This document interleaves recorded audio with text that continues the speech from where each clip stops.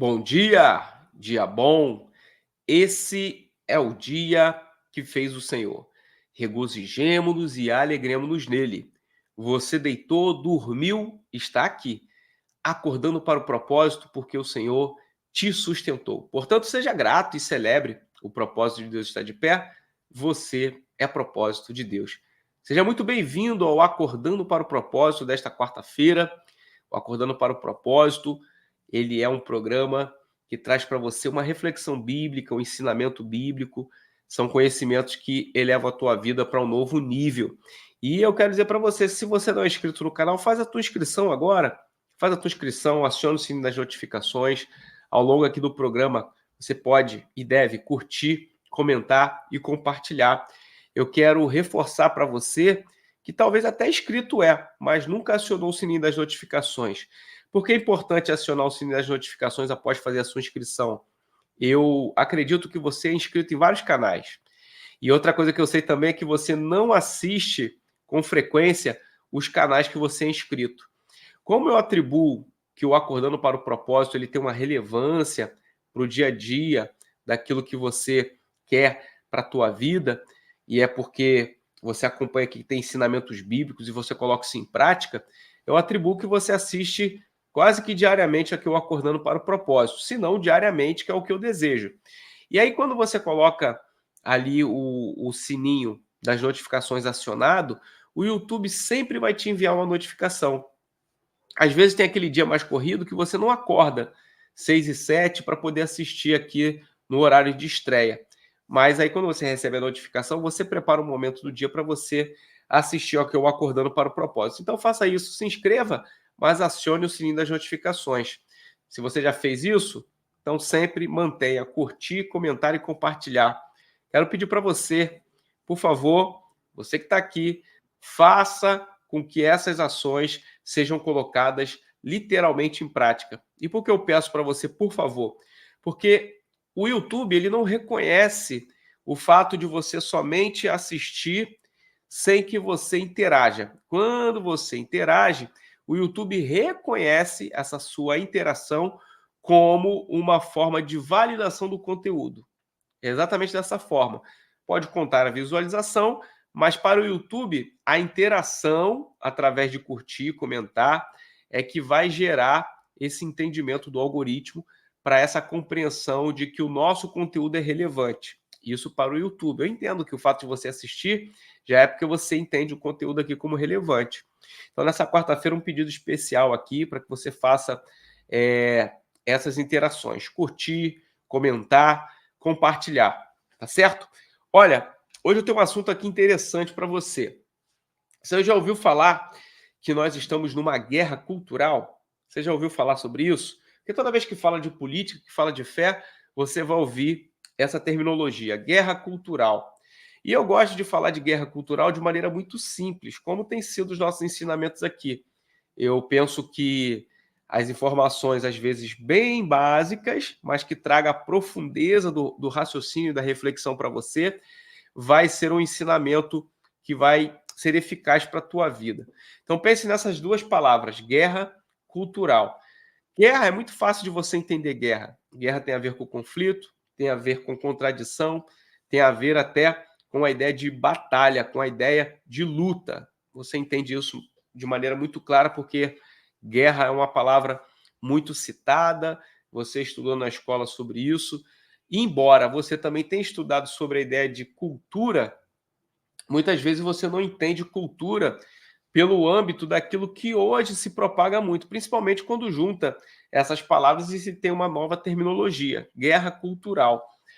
Você sabe que a cultura, ela é, na verdade, construída, ok? O que constrói uma cultura? Duas coisas que são mais importantes para poder construir a cultura, eu digo sempre que é o fator relacionado aos hábitos e o fator relacionado à crença. Eu diria essas duas coisas aqui com mais veemência. Temos outras características da cultura? Tem. Mas eu quero falar para você só sobre isso. Sobre a ideia de crença e a ideia de hábito. Porque, veja, se a cultura ela é formada no tempo, o que determina a construção da cultura são os hábitos praticados por pessoas.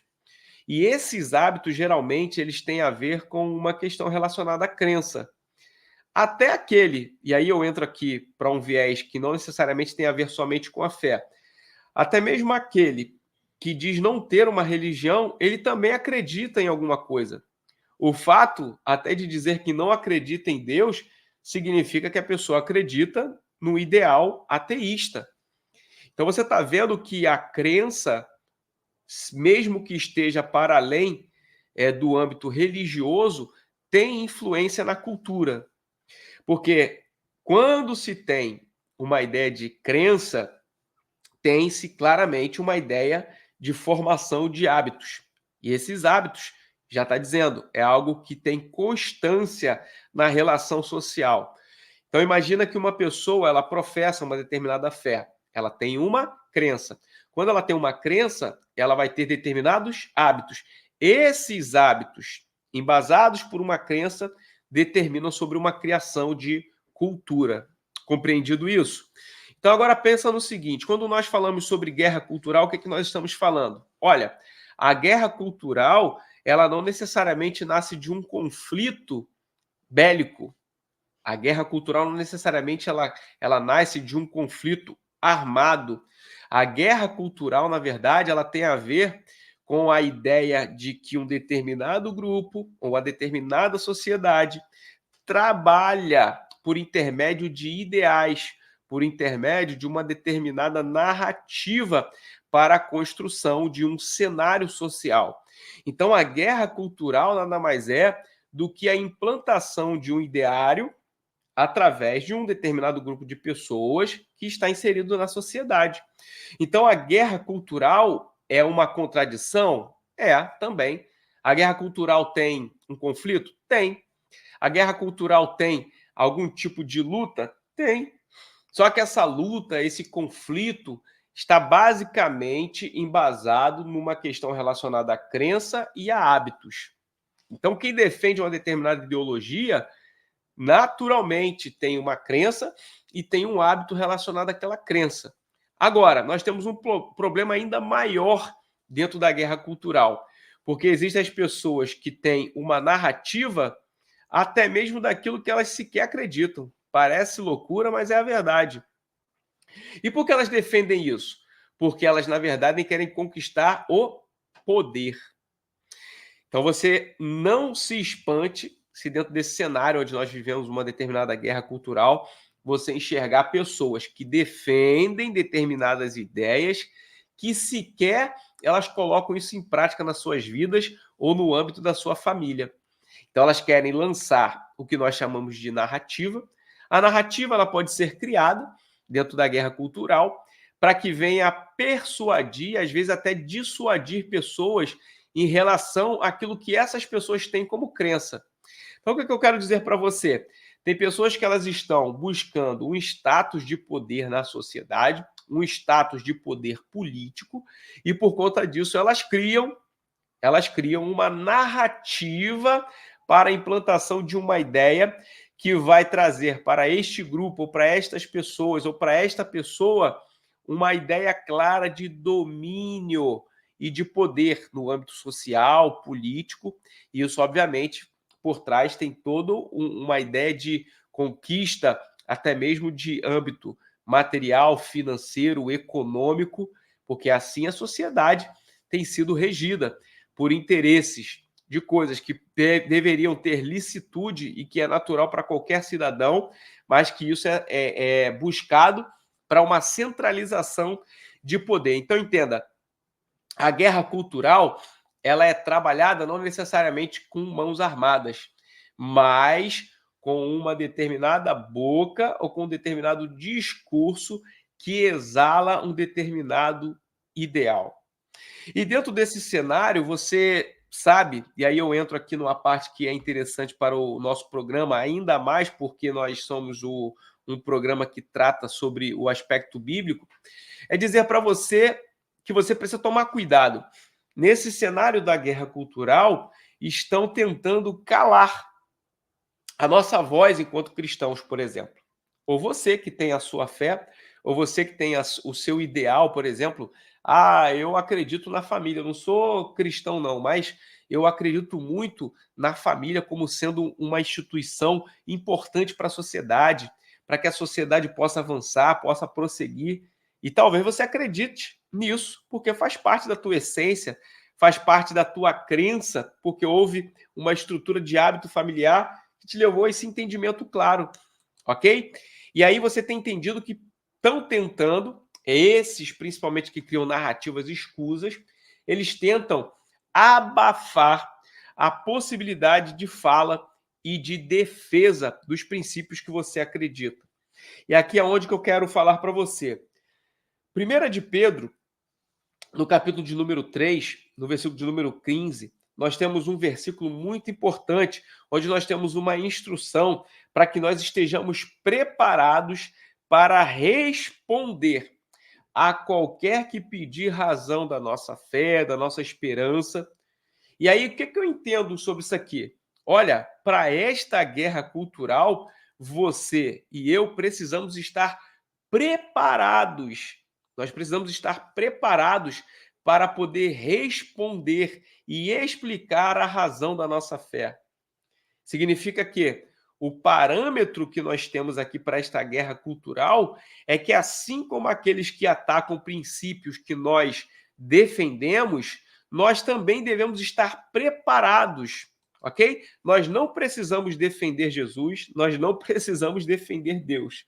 O que nós precisamos é dar razão, estar preparados para responder acerca da nossa fé e acerca da nossa esperança. Por quê? Na guerra cultural, esse tipo de possibilidade de fala, ele tem tentado ser apagado. Então, eu e você, dentro do aspecto cultural, devemos levantar a bandeira da nossa fé, no sentido da razão, do porquê da nossa fé e do porquê cremos nos princípios que cremos. Isso é importante. Eu já falei aqui para você, existem coisas que nós devemos ter o conhecimento de questões terrenas, de questões relacionadas ao direito, de questões relacionadas à política. E tem outras coisas que nós devemos dar razão segundo a nossa fé. Isso é, embasar porque acreditamos no que acreditamos. Imagina essa pergunta. E aí você pode refletir, você pode terminar aqui acordando para o propósito e ficar refletindo sobre isso. Por que acreditamos no que acreditamos? Qual é a razão de acreditar naquilo que nós professamos como fé? É uma pergunta que eu deixo aqui para você. Então, nesse aspecto da guerra cultural, é importante entender. Eles possuem uma narrativa que não necessariamente vai estar embasada na verdade. Existem narrativas criadas de maneira escusa, mas nós temos uma fala, nós temos uma razão do porquê da nossa fé. Portanto, estejamos preparados para defender, para dar razão acerca daquilo que nós professamos como fé. Se você quiser, você pode anotar 1 de Pedro, capítulo 3, versículo de número 15, para você ler e meditar naquilo que eu estou falando aqui para você. Tá certo? Então, nesta quarta-feira, eu quero fazer uma oração para você aqui ser abençoado e para você ter uma quarta-feira rica e abundante na presença de Deus. E lembrando, amanhã é quinta-feira, você que tem pedido de oração, você pode colocar hoje, mas amanhã é o dia específico que nós abrimos aqui para o pedido de oração, tá certo?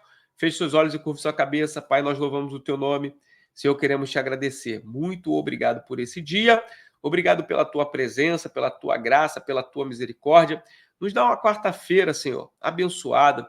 Nos dê, Senhor, possibilidade e conhecimento de fazer a defesa da nossa fé.